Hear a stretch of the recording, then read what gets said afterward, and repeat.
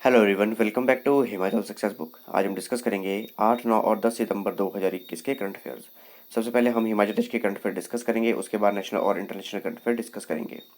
Start करते हैं discussion. First question is Harrisburg University of Science and Technology USA has signed an MoU with which University of Himachal Pradesh to develop collaborative academic research and extension programme. देखिए, America की university है, इसका नाम है Harrisburg University of Science and Technology. उनके द्वारा हिमाचल प्रदेश के एक विश्वविद्यालय के साथ एमओयू साइन किया गया है, जिसके अंतर्गत जो भी एकेडमिक रिसर्च और एक्सटेंशन प्रोग्राम है उन्हें कोलैबोरेट करके डेवलप किया जाएगा। तो कौन से विश्वविद्यालय के हिमाचल प्रदेश के साथ ही इसे साइन किया गया है? करेक्ट आंसर है option D, Himachal Pradesh university Shimla. तो हाल ही में ये एमओयू साइन किया गया।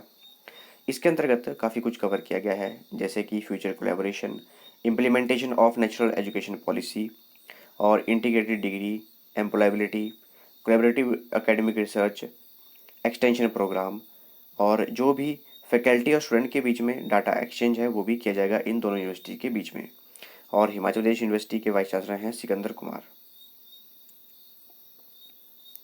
विच organisation has recognised rainbow international school Nagrota Bagwan as showcase school. देखिए, एक ऑर्गेनाइजेशन है जिसके द्वारा rainbow international school Nagrota Bagwan में है, उसे शोकेस स्कूल के रूप में रिकॉग्नाइज किया गया है, मान्यता दी गई है। तो किसके द्वारा किया गया है? करेक्ट आंसर है ऑप्शन सी, माइक्रोसॉफ्ट एजुकेशन। तो माइक्रोसॉफ्ट एजुकेशन द्वारा रेनबो इंटरनेशनल स्कूल जो कि नगरोटा भगवां है, उसके शोकेस स्कूल के रूप में मान्यता प्रदान की गई। देखिए, शोकेस स्कूल कौन से स्कूल होते हैं? जहां पर बेस्ट टीचिंग और लर्निंग प्रोग्राम चलाए जाते हैं, उसे माइक्रोसॉफ्ट द्वारा माइक्रोसॉफ्ट शोकेस स्कूल की मान्यता प्रदान की जाती है। Agriculture university Palampur has submitted an application for GI registration of which product of Himachal Pradesh. देखिए, काफ़ी जद्दोजहद चली है, काफ़ी एप्लीकेशन फॉर्म सबमिट किए जा रहे हैं, तो एक और एप्लीकेशन फॉर्म सबमिट किया गया है एग्रीकल्चर यूनिवर्सिटी पालमपुर द्वारा, और ताकि इस प्रोडक्ट को जीआई टैग दिलवाया जाए। तो कौन सा प्रोडक्ट है? करेक्ट आंसर इसका ऑप्शन डी, रेड राइस। तो रेड राइस के लिए एग्रीकल्चर यूनिवर्सिटी पालमपुर द्वारा जो जीआई रजिस्ट्री ऑफिस चेन्नई है वहाँ पर एप्लीकेशन फॉर्म सबमिट कर दिया गया है ताकि इसे जीआई टैग दिया जा सके। देखिए, हिमाचल प्रदेश के जितने भी विश्वविद्यालय हैं उन सभी के साइंटिस्ट का इस बार ये लक्ष्य है कि total 50 GI registration application submit की जाए और उन सभी को जीआई टैग दिया जाए, क्योंकि हम गोल्डन जुबली ईयर सेलिब्रेट कर रहे हैं अपनी स्टेटहुड की। और जो जीआई इंडिकेशन टैग है उसका एक्ट 1999 के अंतर्गत रजिस्ट्रेशन की जाती है। देखिए, जीआई टैग क्यों दिया जाता है? ताकि जो भी प्रोडक्ट हैं उन्हें बेटर मार्केट प्लेस मिल सके, उनके नाम का मिसयूज ना किया जा सके, और जो भी प्रोडक्ट है उन्हें बूस्ट भी किया जा सके और रिवाइव भी किया जा सके। बात करें रेड राइस की, तो हिमाचल प्रदेश का जितना भी वाटर सरप्लस एरिया है वहाँ पर रेड राइस उगाया जाता है, और लगभग 10,000 वर्ष पुराना ये चावल है। मुख्य रूप से चिड़गांव, रोहडू, रामपुर, कुल्लू वैली, शिमला, सिरमौर, चंबा और कांगड़ा, यहाँ के कुछ एरियाज में इसे उगाया जाता है। और इसकी न्यूट्रिशन वैल्यू की बात की जाए तो आयरन और जिंक इसमें प्रचुर मात्रा में पाया जाता है। इसके अलावा विटामिन और एंटीऑक्सीडेंट भी इसमें पाए जाते हैं। काफ़ी वैरायटीज़ हैं रेड राइस की हिमाचल प्रदेश में, जैसे कि एक है चौहारतू जो कि शिमला डिस्ट्रिक्ट का फेमस है। चौहारतू जो है शिमला डिस्ट्रिक्ट के रोहडू के चौहार वैली में उगाया जाता है और वहाँ का कल्चरल हेरिटेज भी है। इसके अलावा सुकारा, झिंजान और करड़ ये चंबा डिस्ट्रिक्ट के हैं। जाटू, देवल मताली ये कुल्लू डिस्ट्रिक्ट के हैं। देसी धान, काली जिन्नी, आचू और बेगमी ये कांगड़ा डिस्ट्रिक्ट के हैं। तो ये सारे के सारे रेड राइस की वैरायटीज़ हैं, इनका नाम याद रखिएगा, एग्जाम में ऑप्शन आ सकती है। इसके अलावा और भी प्रोडक्ट हैं जिन्हें हिमाचल प्रदेश सरकार ये चाहती है कि जीआई टैग मिले, जैसे कि चंबा चुक, करसोग कुल्थ, थांगियाओ पांगी, चंबा मेटल क्राफ्ट्स, राजमा और भरमौर जिन्हें कि कुगतालू राजमा भी कहते हैं, और रेड राइस जिसके लिए एप्लीकेशन फॉर्म अभी सबमिट किया गया है। सबसे पहले बात करते हैं चंबा चुक की। देखिए, चंबा में चित्राली चिलीज यानी कि चित्राली मिर्च ये उगाई जाती हैं, उसी से ही चंबा चुक बनाई जाती है। सेकंड है करसोग कुल्थ। मुख्य रूप से जो मंडी डिस्ट्रिक्ट का करसोग एरिया है वहाँ पर ये कुल्थ उगाए जाते हैं और इनमें अमाइनो एसिड्स काफ़ी प्रचुर मात्रा में पाए जाते हैं। अगला है पांगी की थांगी, जो पांगी एरिया है वहाँ पर इन्हें उगाया जाता है, और जो हेज़लनट हैं उन्हीं की तरह के ये नट्स होते हैं, आप देख सकते हैं इमेज में, और इनका अलग ही फ्लेवर होता है और इनमें स्वीटनेस होती है। नेक्स्ट है चंबा मेटल क्राफ्ट्स।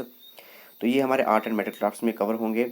तो आप देख सकते हैं इमेज में, जैसे ये जो भी हमारे मेटल हैं इन पे तस्वीरें उकेरी गई हैं, जैसे कि दुर्गा माता के 9 अवतार, इस तरह की तस्वीरें उकेरी जाती हैं।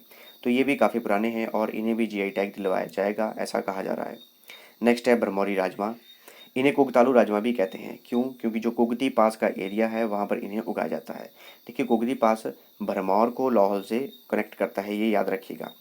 तो जो कुगती एरिया है वहाँ पर इन राजमा को उगाया जाता है, इसलिए इन्हें कुगतालू राजमा कहते हैं। इसके अलावा हिमाचल प्रदेश के 8 ऐसे प्रोडक्ट हैं जो कि रजिस्टर्ड हैं, उन्हें जीआई टैग मिला हुआ है। 4 हैंडीक्राफ्ट्स के हैं, जिनमें कुल्लू शॉल, चंबा रुमाल, किन्नौरी शॉल और कांगड़ा पेंटिंग। वर्ष 2005-6 में इन्हें जीआई टैग दिया गया था। 3 एग्रीकल्चर प्रोडक्ट हैं, कांगड़ा टी, बासमती और हिमाचली काला जीरा। कांगड़ा टी को 2005-6 में, बासमती और काला जीरा को वर्ष 2018-19 में जीआई टैग दिया गया था। इसके अलावा एक मैन्युफैक्चर प्रोडक्ट है जो कि है हिमाचली चुली ऑयल। वर्ष 2018-19 में इसे जीआई टैग दिया गया था। तो टोटल 8 प्रोडक्ट हैं जिन्हें जीआई टैग दिया गया है और ये हिमाचल प्रदेश के हैं। Which ideation and marketing concept based project has successfully launched Kangra style painting products on Amazon India? देखिए, जो अमेजोन इंडिया है, अमेजोन की वेबसाइट है, वहाँ पर कांगड़ा स्टाइल की जो पेंटिंग्स हैं अब उन्हें सेल आउट किया जाएगा। तो एक प्रोजेक्ट है, इसके अंतर्गत इन्हें सेल आउट किया जाएगा। कुछ लोगों के द्वारा एक प्रोजेक्ट स्टार्ट किया गया है, तो कौन से प्रोजेक्ट द्वारा इन्हें सेल आउट किया जाएगा और किनके द्वारा ये बनाई गई हैं? करेक्ट आंसर है ऑप्शन बी, प्रोजेक्ट सृजन। प्रोजेक्ट सृजन अक्टूबर 2020 में शुरू किया गया था और इसमें जो भी मास्टर हैं, आर्टिस्ट हैं, कलाकार हैं और क्ले मेकिंग और पेंटिंग में जो भी कलाकार हैं, उन सभी ने कोलैबोरेशन की है और इस प्रोजेक्ट सृजन को चलाया है। और जब भी आप अमेजोन पर सर्च करेंगे सृजन पेंटिंग्स, एचपी सृजन कांगड़ा पेंटिंग्स, तो आप इस तरह की पेंटिंग्स आप अमेजोन पे देख सकते हैं। Who has been appointed as youth icon for the polls by Election Commission of India for Himachal Pradesh?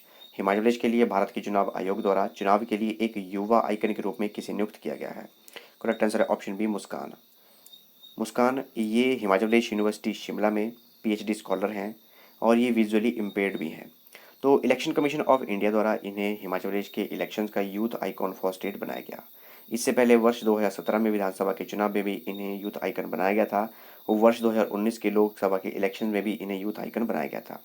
अब मुस्कान द्वारा जो भी वोटर्स हैं उन्हें मोटिवेट किया जाएगा, मुख्य रूप से जो यूथ हैं उन्हें मोटिवेट किया जाएगा कि वो अपने मत अधिकार का उपयोग करें। और ये हमारे भारत के चीफ इलेक्शन कमिश्नर हैं, इनका नाम है सुशील चंद्रा। और इलेक्शन कमिश्नर एक हैं राजीव कुमार और दूसरे हैं अनूप चंद्रा पांडे, इनका नाम भी याद रखिएगा। Where will the inspection and automated vehicle testing center be set up at the cost of 16.35 crore? तो 16.35 करोड़ की लागत से निरीक्षण और स्वचालित वाहन परीक्षण केंद्र कहाँ स्थापित किया जाएगा? तो ये किया जाएगा बद्दी में। As per the first time formulated a cultural policy of Himachal Pradesh, which department will be set up in HP university Shimla? देखिए, हाल ही में हिमाचल प्रदेश की कल्चरल पॉलिसी बनाई गई है और पहली बार ये बनाई गई है। हिंदी में कहते हैं इसे सांस्कृतिक नीति।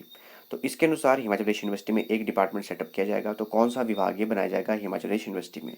करेक्ट आंसर है option C, department of folk dance. तो पहली बार हिमाचल प्रदेश सरकार द्वारा कल्चरल पॉलिसी बनाई गई है ताकि जो भी हमारे डायलैक्ट्स, स्क्रिप्ट्स, फोकलोर हैं, उन सभी चीज़ों को प्रिजर्व किया जाए और गुरुकुल टीचिंग्स को भी एनकरेज किया जाए। यूथ में बताया जाए, जो यंग जनरेशन है, कि किस तरह से गुरुकुल टीचिंग्स होती हैं। इसके अलावा हिमाचल प्रदेश में फिल्म सिटी को भी इस्टेब्लिश किया जाएगा, इसी कल्चरल पॉलिसी का ये पार्ट है, ताकि यहाँ पर शूटिंग वगैरह हो सके, अच्छी लोकेशन मिल सके। एचपी यूनिवर्सिटी में डिपार्टमेंट ऑफ फोक डांस ये इस्टेब्लिश किया जाएगा। और जो हमारी Kangra painting, Guler painting, Chamba painting, Mandi Manali Kullu और अर्किंग पेंटिंग्स हैं, उन सभी को प्रमोट किया जाएगा। और जो भी हमारे forts, palaces, temple, historical building और बुद्धिस्ट गोम्पाज हैं, उन्हें भी प्रिजर्व किया जाएगा। इसके अलावा म्यूजिकल इंस्ट्रूमेंट, फोक डांस जैसे कि नाटी, छाटी, गिद्दा, फागली और जो भी फेस्टिवल हैं, उन सभी को भी इसमें फोकस में रखा गया है हमारी कल्चरल पॉलिसी में। Which peak at the tri-junction of Tibet, Ladakh and Himachal Pradesh has been recently summited by Indo-Tibetan Border Police?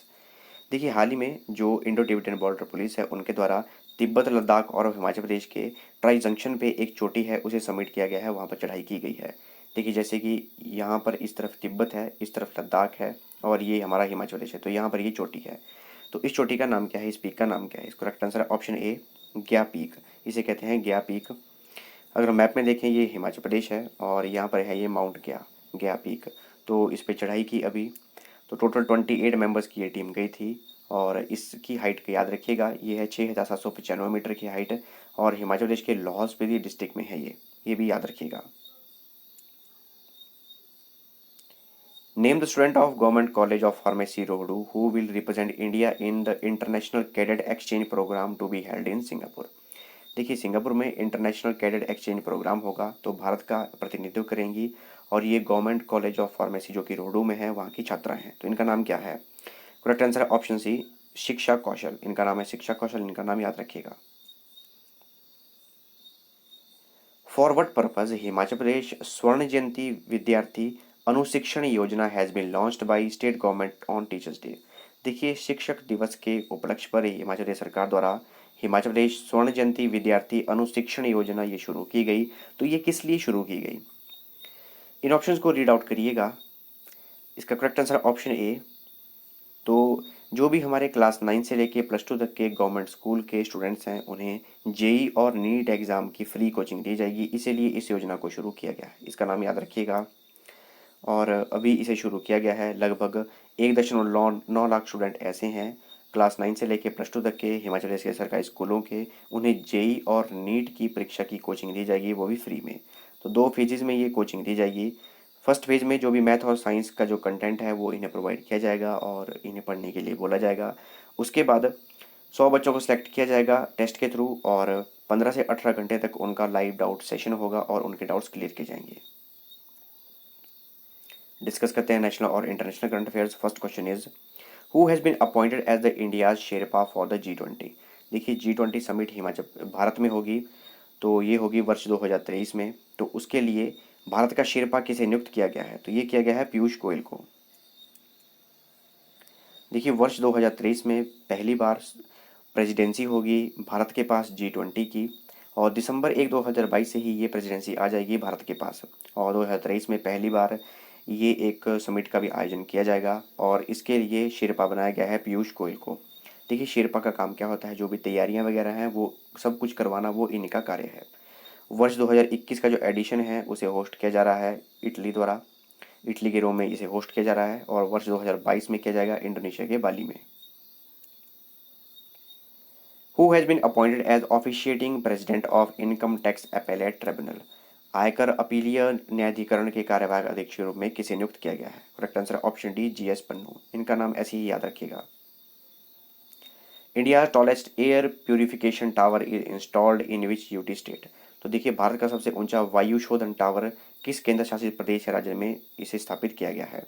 सबसे बड़ा एयर प्यूरिफिकेशन टावर है ये। काफ़ी बार आप यहाँ गए भी होंगे, मैक्सिमम कैंडिडेट्स जो भी स्टूडेंट्स हैं वो यहाँ पे गए होंगे। तो correct answer option A, Chandigarh.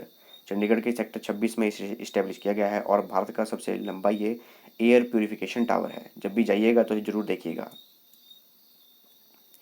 Who has broken the world record for most goals scored in men's international football. पुरुषों के अंतर्राष्ट्रीय फुटबॉल में सर्वाधिक गोल करने का विश्व रिकॉर्ड किसने तोड़ा है? तो ये तोड़ा है क्रिस्टियानो रोनाल्डो ने। पुर्तगाल के कैप्टन हैं क्रिस्टियानो रोनाल्डो और इन्होंने सबसे ज़्यादा गोल अब दागे हैं मेंस फुटबॉल में इंटरनेशनल लेवल पे। इससे पहले ईरान के एक स्ट्राइकर थे, फुटबॉलर थे जिनका नाम है अली देई। 109 गोल थे उनके और अब इनके 111 गोल हो चुके हैं और गिनीज वर्ल्ड रिकॉर्ड बना दिया है क्रिस्टियानो रोनाल्डो ने। LIC has bot 3.9% shares of which bank recently. तो हाल ही में LIC ने एक बैंक है जिसके 3.9% शेयर खरीदे हैं। तो ये खरीदे हैं बैंक ऑफ इंडिया के। इससे पहले भी इनके पास शेयर थे 3.17%, पहले भी इनके पास शेयर थे और अब 3.9% इन्होंने अब ले लिए, टोटल हो गए 7.05%। LIC का हेडक्वार्टर है मुंबई में। 1 सितंबर 1956 को इसकी स्थापना की गई थी और चेयरमैन है MR Kumar. Which company has launched India's first digital payment interactive geospatial program named Pulse। एक प्रोग्राम है जिसका नाम है पल्स और भारत का पहला डिजिटल भुगतान इंटरेक्टिव भूस्थानिक मंच है ये। इसे लॉन्च किया गया है फ़ोन पे द्वारा। देखिए इसके ऊपर लगभग 2000 करोड़ डिजिटल ट्रांजैक्शन है उन्हें दर्शाया गया है। जो भी ट्रांजैक्शन है डिजिटल पेमेंट है उनका सारा का सारा जो ट्रांजैक्शन डाटा है वो सारा का सारा दर्शाया गया है।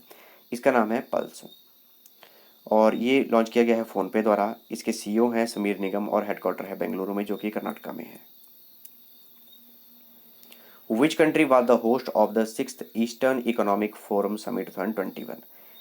तो 6th पूर्वी आर्थिक मंच शिखर सम्मेलन 2021 हुआ, तो इसकी मेजबानी किसने की? तो इसकी की रशिया ने।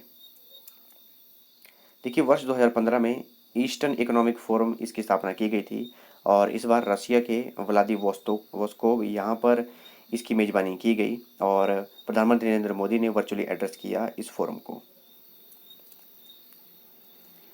प्राणा portal launched by which ministry. देखिए एक पोर्टल है हाल ही में रिलीज़ किया गया जिसका नाम है प्राणा। तो इसे किस मंत्रालय द्वारा रिलीज़ किया गया है? तो इसे मिनिस्ट्री ऑफ एनवायरनमेंट के द्वारा रिलीज़ किया गया है। देखिए प्राणा की पहले फुल फॉर्म याद कीजिए, portal for regulation of air pollution in non attainment cities. देखिए भारत सरकार द्वारा नेशनल क्लीन एयर प्रोग्राम चलाया गया है जिसके अंतर्गत जो भी हमारी एयर है उसे क्लीन करना है और जो स्काई है ब्लैक की जगह वो ब्लू होने चाहिए बरसात के अलावा, ताकि स्वच्छ एयर हमें मिल सके। तो इन सभी चीज़ों को ट्रैक करने के लिए पोर्टल लॉन्च किया गया है जिसका नाम है प्राणा पोर्टल। और हमारे भारत के minister of environment forest and climate change और लेबर एंड एम्प्लॉयमेंट ये हैं भूपेंद्र यादव। इनकी कॉन्स्टिट्यूंसी है, ये राज्यसभा के सांसद हैं राजस्थान से। What is the rank of India at the 2020 summer Paralympics eight Tokyo. देखिए काफ़ी जगह ये मैंने क्वेश्चन रीड किया तो मुझे लगा ये क्वेश्चन बताना चाहिए। तो टोक्यो 2020 में जो ग्रीष्मकालीन पैरालंपिक्स हुए उसमें भारत का क्या रैंक है? तो 24th रैंक है इंडिया का। यहाँ देख सकते हैं आप, ये मेडल टैली है जिसमें नंबर 1 पर चाइना है, टोटल 207 इनके पास मेडल हैं। 24th पे इंडिया है। इंडिया के पास 19 मेडल्स हैं जिसमें कि 5 गोल्ड, 8 सिल्वर और 6 जो हैं वो ब्रॉन्ज हैं। ये बात हो रही है पैरालंपिक्स की। अच्छा बात करें अगर ओलंपिक्स की तो 48th रैंक है इंडिया का। इसमें नंबर 1 है यूनाइटेड स्टेट्स जिनके कि 113 मेडल्स हैं टोटल, और इंडिया के पास 1 गोल्ड, 2 सिल्वर और 4 जो हैं हमारे पास ब्रॉन्ज हैं। टोटल 7 मेडल्स हैं। इसमें आपको ये भी याद रखना है कि गोल्ड किसने जीता? नीरज चोपड़ा ने। ये थी हमारी डिस्कशन, और अगर आपको इस सेशन की पीडीएफ चाहिए तो आप टेलीग्राम चैनल से ले सकते हैं। टेलीग्राम पे सर्च कीजिए हिमाचल सक्सेस बुक और वहाँ से आप इस सेशन की पीडीएफ प्राप्त कर सकते हैं। मिलते हैं नेक्स्ट डिस्कशन में। Thanks for watching video. Do like share and subscribe my channel.